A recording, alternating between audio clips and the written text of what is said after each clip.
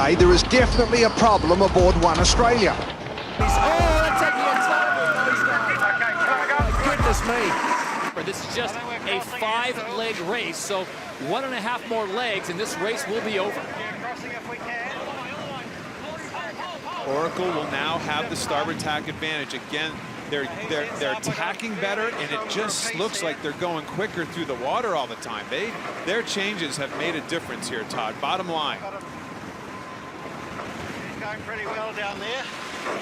Keep in mind, on the run, the boats are so even in speed. If Oracle gets ahead at the mark, they could easily hold them off and take the race. You heard Ray Davies there, Gary, say he's going pretty well down there. I haven't heard that phrase come out of Ray Davies the entire event.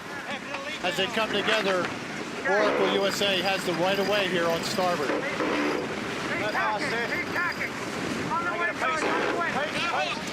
New Zealand almost capsized. Oh my gosh! They're going.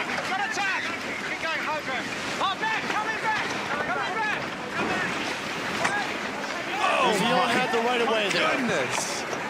I think not only that, but New Zealand's going to get a penalty on them here right now. They almost flipped this thing over. My goodness, that's incredible. So the protest filed by the Americans, the Kiwis just happy to have their boat back on the water.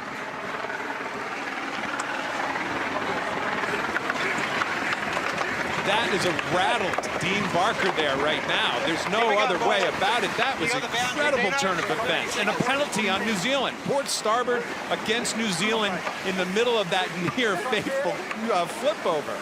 GBR is way down low in the box. They're really tight up to that mark, leading up to that mark right now. Let's see if Dean Barker goes after him or if he tries to keep a gap between. He doesn't seem to think he's too tight on the ley line, so he's going for a hook, and he's coming in high. He is going at one point looking like he was heading straight for them. And he gets him. He gets right around the inside. Oh, there's a collision, a big collision between the two boats. So this is going to be very interesting. No doubt the protest will be lodged, probably by the Japanese. Press the protest for room there, Ben.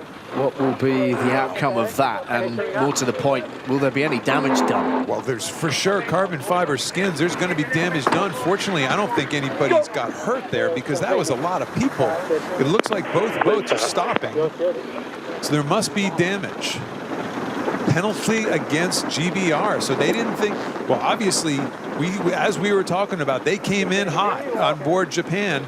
They did a luff in what the umpires are saying is that GBR did not do enough to get out of the way of the Japanese. Technically, they're still racing right now. The whole world is doing exactly what these people are doing and holding their breath. Hands together in prayer for the British supporters, but the penalty has gone against Sir Ben Ainslie. Now, there seems a problem on One Australia. See, the backstay's gone loose and the forestay. There is definitely a problem aboard One Australia.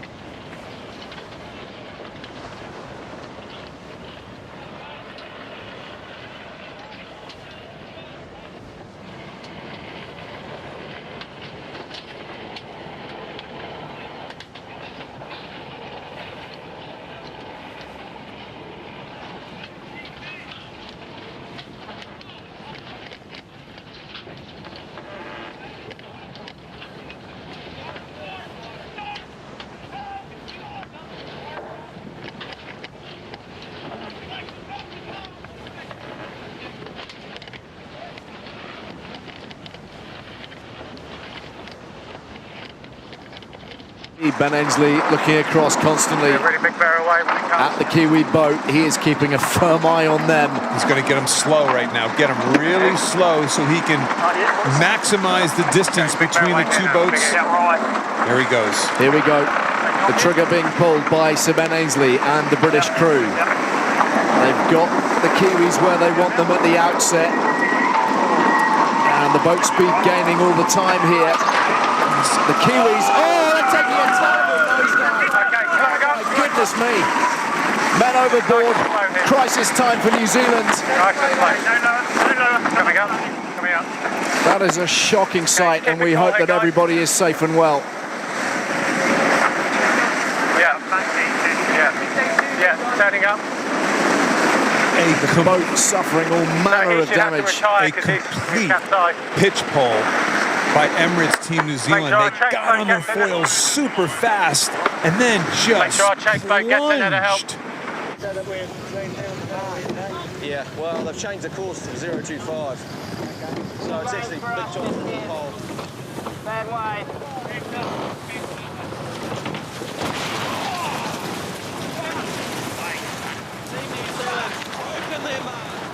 Just collapsed, snapped in half. Oh my goodness.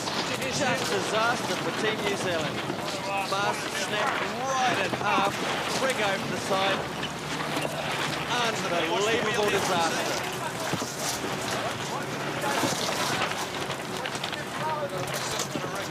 Like a matchstick, it has just snapped.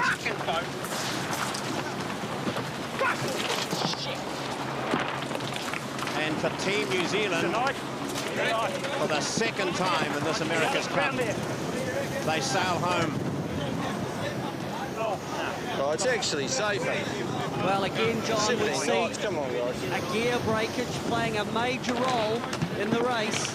Team New Zealand looked like they were struggling up that windward beat with the mainsail blowing back, the mast under a lot of load, and they thumped through a big wave and pulling down. This is it. Moments ago on the Hauraki Gulf, there was the warning from Adam Bichel. We've got a big wave coming, and they hit two waves in a row, and the mast has snapped. Catastrophic for Team New Zealand. They're out of race 4. This is a sensation again. And they've got bigger problems than that. We can see the wreck here in this big sea wave grinding into the side of the boat, causing all sorts of carnage out there. What they have to do is to try and cut the rig away. They're getting a buoy ready to tie to it. And with these waves, with that rig crashing against the side of the boat, it can cause all sorts of trouble. Here's the other view. The boat sailing upwind. Sailing on starboard.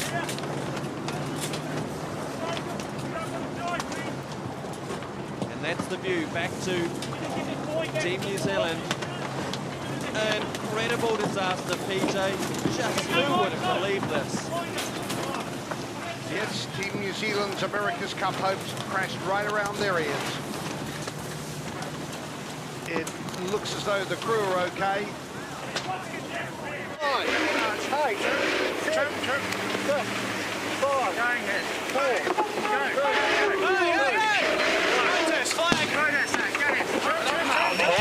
Right from behind, a last-second hook by Oracle. I'm really surprised by New Oracle Zealand there, set Ken. themselves up for that. Protest by Oracle. Pass head to wind here. We're way past head to wind. Yeah. Okay. So they cross the line on time. The Americans immediately file a protest flag and a penalty to the Kiwis. Penalty to New Zealand there, guys. They'll just have to simply slow down, however. And be There's going to be contact here right now. Bang! Jim on, guys. Don't let me lose the bow. Jim on. Here we go. Let's go. Go hard the other way now. Idiots. Here we go. Nice work, Jimmy. An absolutely disastrous start for Emirates Team New Zealand. They will now have to sit for 2 boat lengths. Heading towards the top gate for the last time, 35 knots, American Magic. This will be a huge weight off the shoulders.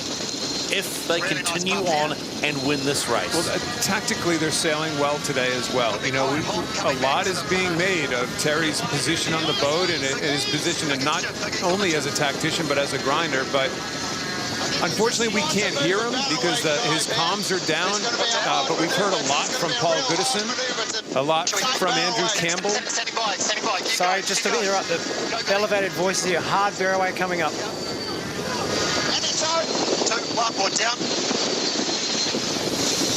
American Magic flying into that gate for the final time, and they were flying. Squall here. Whoa, hang on.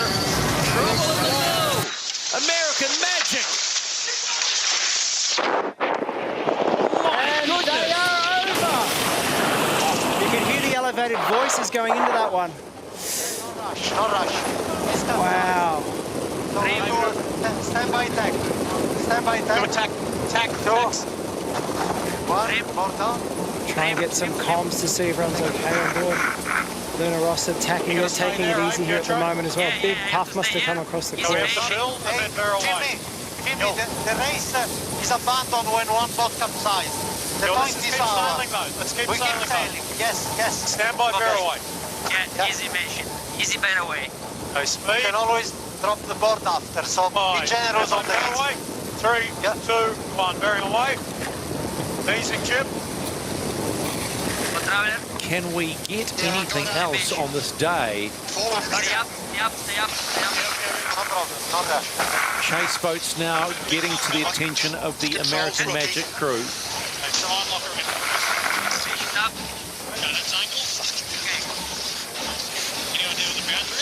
I can't get it.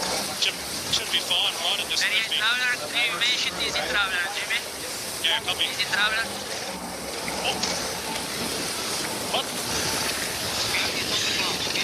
Well, that was a big capsize, wasn't it, boys?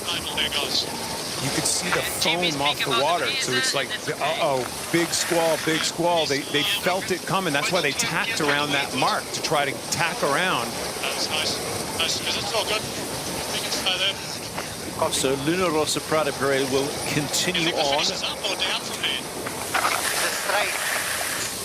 We counted all 11 people in the when we had a vision of the boat, so it looked like all people were accounted for, all 11 crew members.